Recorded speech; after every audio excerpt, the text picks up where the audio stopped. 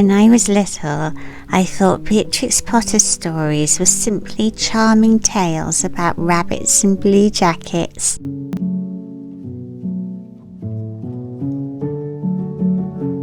Ducks in bonnets, and hard-working little hedgehogs.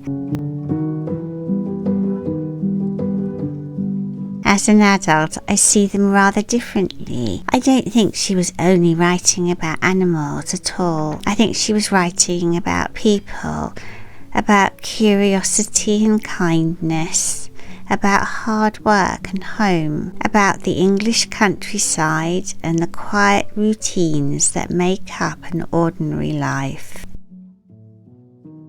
The older I've become, the more I found myself noticing little echoes of her characters in everyday moments.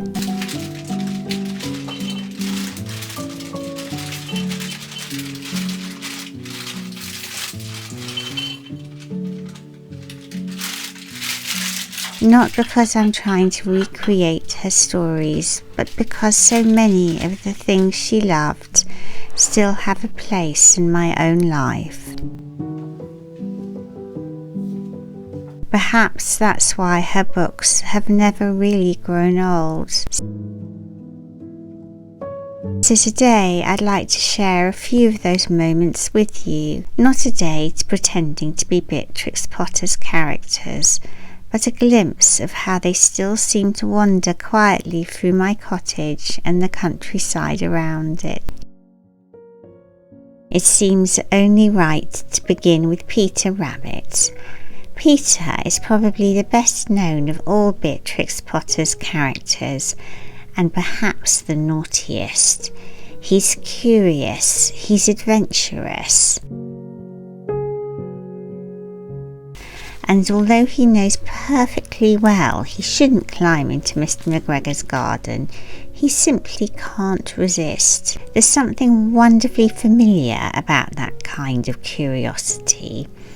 Perhaps we've all had moments when we've just felt a little tempted to do something we knew we probably shouldn't. As we know from last week, my own rabbits have found their own ways to cause trouble. I suspect that if they ever discovered a vegetable patch, it wouldn't last for very long. Watching them exploring always reminds me of Peter, their ears twitching, their noses constantly sniffing, always wondering what's around the next corner.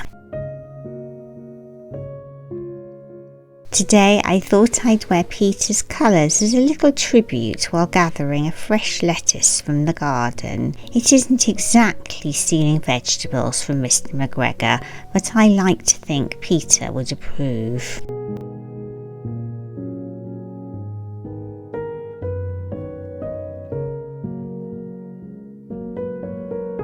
A few months ago I stitched his little figure onto the cover of my journal. There's something rather satisfying about slowly bringing these familiar characters to life with needle and thread. Perhaps because embroidery itself asks us to slow down, one stitch at a time, much like the stories themselves.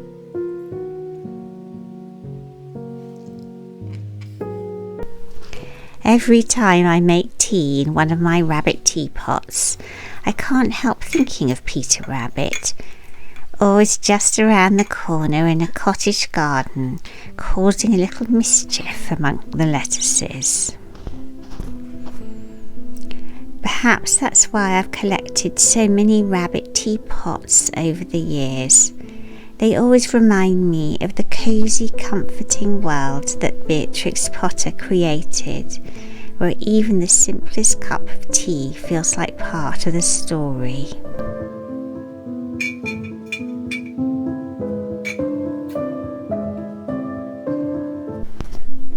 If Peter represents curiosity, then Jemima Puddle-Duck has always represented something rather gentler. She's trusting, hopeful, perhaps perhaps a little too innocent for her own good. As children, we worry about what will happen to Jemima. As adults, I think we admire the fact that she still believes the world is full of kindness. In a world that often encourages us to become cynical, there's something rather lovely about holding on to a little innocence. Her soft pink shawl has always reminded me of this chenille housecoat that I made from a vintage bedspread and a 1940s sewing pattern. It's wonderfully comforting to wear, cosy and soft, the sort of thing that makes you want to curl up with a good book at the end of the day.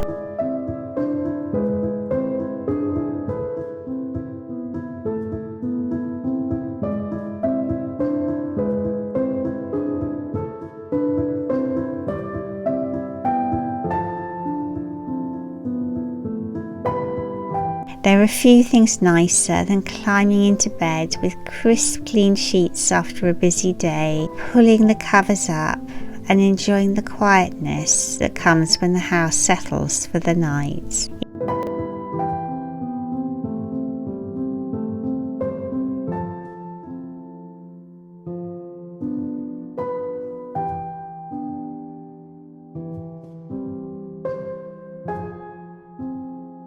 Even in my bathroom, a little china duck watches over the room, a gentle reminder of Jemima every morning. Sometimes it's the smallest things in a house that quietly make us smile. Then there's Mrs. Tiggy-Winkle. When we're children, washing and ironing hardly seem exciting enough for a story, but perhaps that's exactly the point. Mrs. Tiggy-Winkle finds dignity in ordinary work. She doesn't rush, she simply gets on with the task before her, carrying washing downstairs, hanging it out, pressing each piece with care.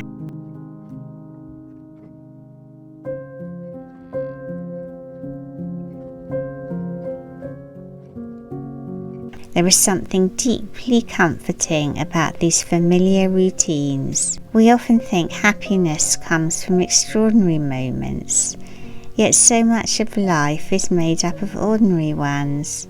Freshly folded linen, the scent of clean washing, the satisfying rhythm of ironing. Simple things, yet they have a quiet beauty all of their own. Perhaps Mrs. Tiggy-Winkle understood that even before we did.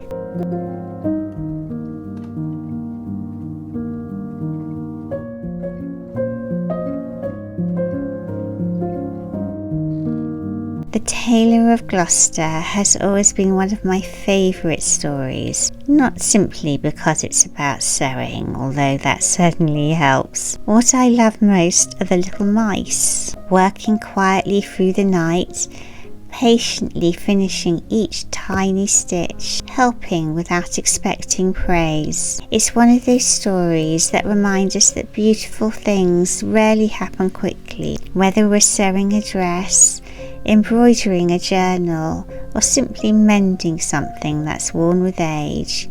Craftsmanship asks for patience. Sometimes I think that's part of what attracts me so much to vintage sewing, the slower pace and the careful handiwork, the feeling that every stitch matters. Even my old china sitting on the dresser seems to belong in that story.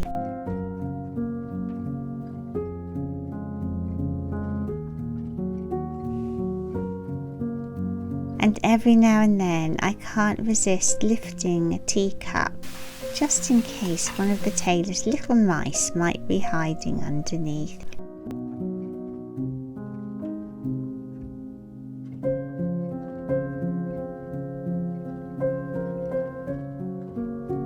Of course, none of these stories could exist without the countryside itself. The rolling hills, the hedgerows, the changing seasons, the gates leading into quiet fields. Beatrix Potter observed nature so carefully. She noticed the colours of autumn leaves, the tiny details of wildflowers, the habits of birds and squirrels. She understood that nature isn't simply a backdrop, it's part of the story. Standing quietly in the countryside, it's easy to understand why she loved these landscapes so much. There is a kind of peace here that asks nothing of us except that we stop long enough to notice it. And then, bursting into all this peacefulness, comes Squirrel Nutkin. If Peter Rabbit is mischievous, Nutkin is positively impossible. Always climbing, always teasing, always full of restless energy. Whenever autumn arrives and the leaves begin to turn golden copper, I always think of him. Perhaps because squirrels seem happiest when the woods are full of colour. Around my cottage you'll find quite a few squirrels too, on teapots and little vases.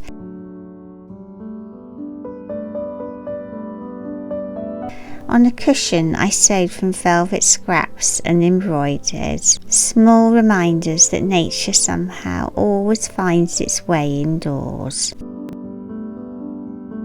Finally, there's Benjamin Bunny, steadier than Peter, a loyal companion, the sort of character who quietly helps rather than looking to take centre stage. I like that.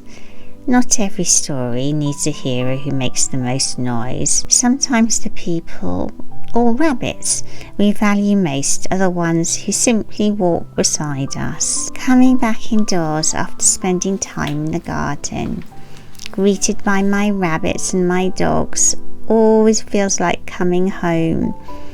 And perhaps that's the thread that runs through all of Beatrix Potter's stories. Home, not a grand house, not a perfect life, just somewhere filled with warmth, familiar things, favourite cup, handmade quilts, old china, needlework waiting to be picked up, animals sleeping peacefully nearby, the sort of home that has been loved slowly over many years. Perhaps that's why these stories still speak to us more than a century later. They remind us that happiness isn't usually found in dramatic adventures.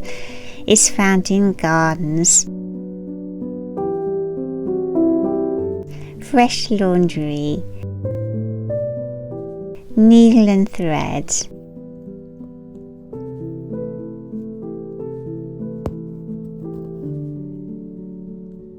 a favourite teapot,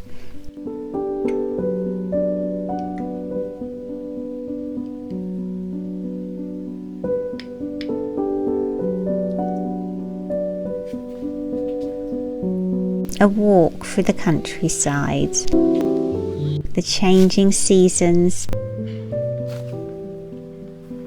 and the creatures, real and imagined, that quietly share our homes and our lives. As children, we read Beatrix Potter because we loved the animals. As adults, perhaps we return because we recognise ourselves in them.